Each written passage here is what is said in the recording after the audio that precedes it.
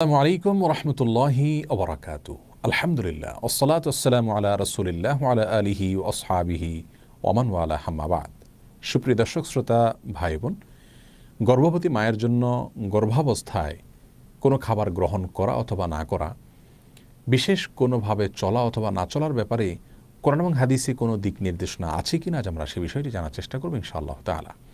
اللهم صل على محمد في الأولين।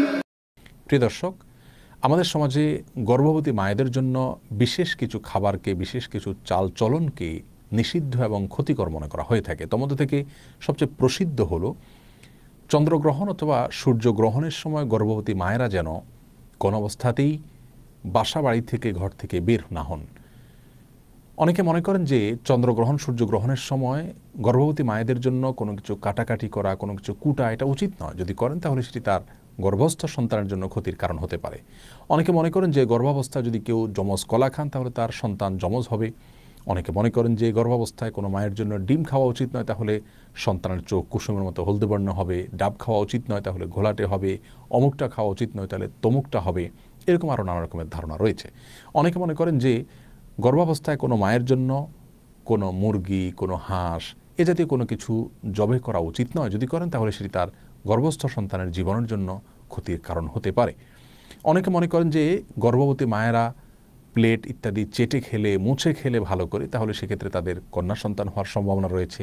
অনেকে মনে করেন যে কোনো বাসায়, কোনো বাড়িতে, কোনো ঘরে যদি কোনো গর্ভবতী মা থাকেন তাহলে রাতের বেলায় সেখানে বাহির থেকে মাছ আনা উচিত নয়।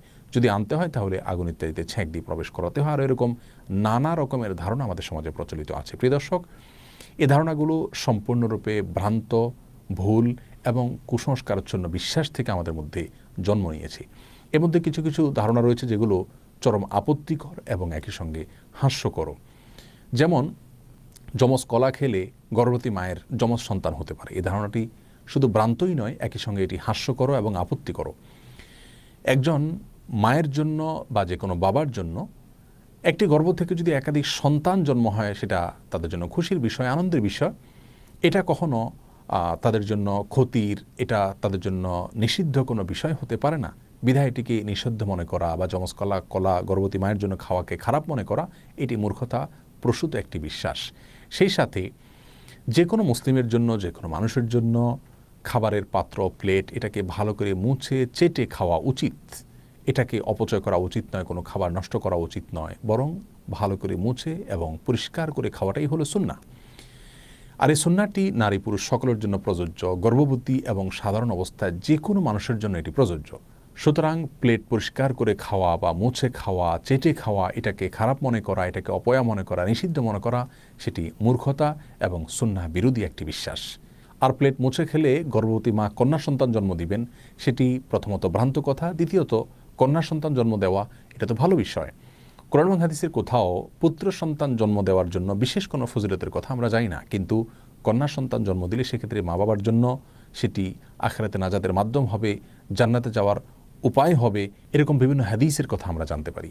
সুতরাং এই সমস্ত ভ্রান্ত বিশ্বাসগুলো আমাদের সমাজ থেকে দূর করার চেষ্টা আমাদের করতে হবে। প্রিয় দর্শক, মনে রাখা উচিত একজন মুসলিমের কি করা উচিত, কি করা উচিত নয়, কি খাওয়া উচিত, কি খাওয়া উচিত নয়, কোন জিনিসটা তার জন্য কল্যাণকর আর কোনটা ক্ষতিকর, এটি জানার দুটি উপায় রয়েছে।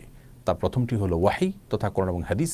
কোরআন এবং হাদিসে যদি আমাদের জন্য কোনো কিছুকে কল্যাণকর বলা হয় বা অকল্যাণকর বলে আমাদের জন্য জানানো হয়, তাহলে সেটিকে অবশ্যই আমাদের মেনে চলা উচিত। আর দ্বিতীয় উপায় হলো আমাদের জানার অভিজ্ঞতা এবং সায়েন্স। অভিজ্ঞতার মাধ্যমে, বিজ্ঞানের মাধ্যমে যদি আমরা জানতে পারি যে কোনো বস্তুর মাঝে আমাদের জন্য কল্যাণ নিহিত রেখেছেন আল্লাহ তাআলা অথবা অকল্যাণ নিহিত রেখেছেন, তাহলে সেটাকে অবশ্যই আমরা আমল নেব এবং মেনে চলব।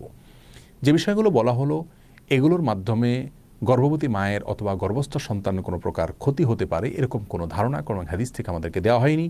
আর অভিজ্ঞতা তথা সায়েন্স থেকে এরকম কোনো ধারণা আমরা পাইনি, যার কারণে এগুলো সম্পূর্ণরূপে কুসংস্কার এবং ভ্রান্ত বিশ্বাস থেকে আমাদের সমাজে জন্ম নিয়েছে। এই ভ্রান্ত বিশ্বাসগুলো আমাদেরকে দূর করার চেষ্টা করতে হবে। প্রিয় দর্শক, আমাদের সমাজে যত রকমের ভুল ফতোয়া, কুসংস্কারাচ্ছন্ন বিশ্বাস, এর বেশিরভাগ চাপানো হয় মেয়েদের উপরে।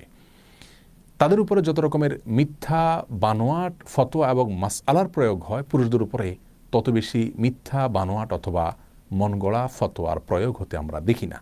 অতএব এই সমস্ত কুসংস্কারগুলো দূর করার জন্য নারী পুরুষ সকলকে আমাদের একযোগে কাজ করে যেতে হবে। গর্ভাবস্থায় একজন মায়ের জন্য কোন জিনিসটি তার স্বাস্থ্যের জন্য কল্যাণকর সেটি ডাক্তারগণ যখন আমাদেরকে জানাবেন, বিজ্ঞানের মাধ্যমে, অভিজ্ঞতার মাধ্যমে আমরা জানতে পারবো, সেটাকে অবশ্যই আমরা আমল করে চলব। আনারস বা বিশেষ কোনো খাবারের ক্ষেত্রে কোনো কোনো সময় ডাক্তারগণ নিষেধ করেন গর্ভবতী মায়েদেরকে, সেটা তাদের গর্ভের জন্য ক্ষতিকর অথবা অ্যাসিডিটি বেশি হয়, এরকম অনেক খাবার অনেক সময় ডাক্তারগণ নিষেধ করেন গর্ভবতী মায়েদের জন্য, সেগুলো ভিন্ন বিষয়। যে বিষয়গুলো আমরা উল্লেখ করলাম এগুলোর সাথে বিজ্ঞানের কোনো সম্পর্ক নেই এবং কোরআন হাদিসেরও কোনো নির্দেশনা বিষয়ে নেই, যার কারণে এগুলো সম্পূর্ণরূপে ভুল বিশ্বাস। গর্ভাবস্থায় একজন মা বিশেষ কোনো আমল করণীয় আছে কিনা এই বিষয়ে আমরা এক ভিডিওতে বলেছি। কোরআন হাদিস থেকে গর্ভবতী মায়ের জন্য বিশেষ কোনো আমলের কথা আমরা জানি না, তবে অবশ্যই এটি তার জীবনের জন্য গুরুত্বপূর্ণ একটি সময়, কঠিন একটি সময়ের তিনি অপেক্ষা করেন, যার কারণে অন্য যে কোনো সময়ের চাইতে এই সময়গুলোতে গুনাহ থেকে, পাপের কাছ থেকে বেশি বেশি বেঁচে থাকার চেষ্টা করা উচিত। তার উচিত গান বাজনা থেকে এবং হারাম ফিল্ম দেখা থেকে এবং যে কোনো ধরনের গুনাহ থেকে বেশি থেকে বেশি বেঁচে থাকার চেষ্টা করা, যাতে করে আল্লাহ রাব্বুল আলামিনের অনুগ্রহ তিনি বেশি থেকে বেশি অর্জন করতে পারেন। এবং সাধারণ নেক আমলগুলো করা উচিত, জিকির আজকার করা উচিত, আল্লাহর স্মরণ করা উচিত, গর্ভস্থ সন্তান যেন নেক হয় সেজন্য দোয়া করা উচিত এবং আল্লাহ যেন তার কঠিন মুহূর্তটা সহজ করে দেন সেজন্য দোয়া করা উচিত এবং নেক আমল করা উচিত। আল্লাহ রাব্বুল আলামিন আমাদের সকলকে সব ধরনের কুসংস্কার থেকে বেঁচে থাকা এবং রাসূল করিম সাল্লাল্লাহু আলাইহি সাল্লামের সবগুলো সুন্নাহকে অক্ষরে অক্ষরে যথাযথ উপায় পালন করার তৌফিক দান করুন। আসসালামু আলাইকুম ওয়া রাহমাতুল্লাহি ওয়া বারাকাতুহু।